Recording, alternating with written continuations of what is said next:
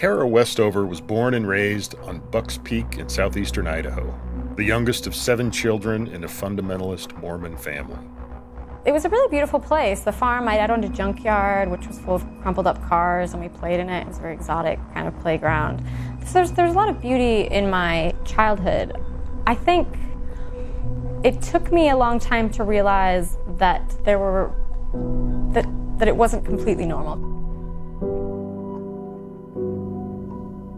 Now I'm older, I can see there were elements of it that were probably unusual. Her dad was a survivalist who avoided all contact with the government. That meant Tara never saw a doctor or a nurse growing up.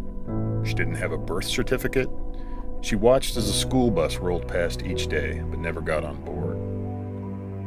I am only 7, but I understand that it was this fact, more than any other, that made my family different. We didn't go to school, she writes. That's the jumping-off point for Westover's debut memoir, Educated, which chronicles her journey of self-discovery and reinvention. The book took off on the New York Times bestseller list when it was released in February. According to the state of Idaho and the federal government, I do not exist. Of course I did exist. I had grown up preparing for the days of abomination, watching for the sun to darken, for the moon to drip as if with blood. I spent my summers bottling peaches and my winters rotating supplies. When the world of men failed, my family would continue on unaffected.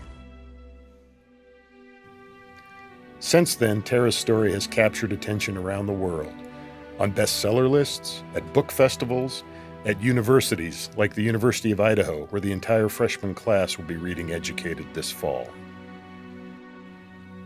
Tara left the isolation of her Idaho mountain to study at Brigham Young University, then on to Cambridge and Harvard. She now lives in England. This week, she traveled to Spokane to share her story.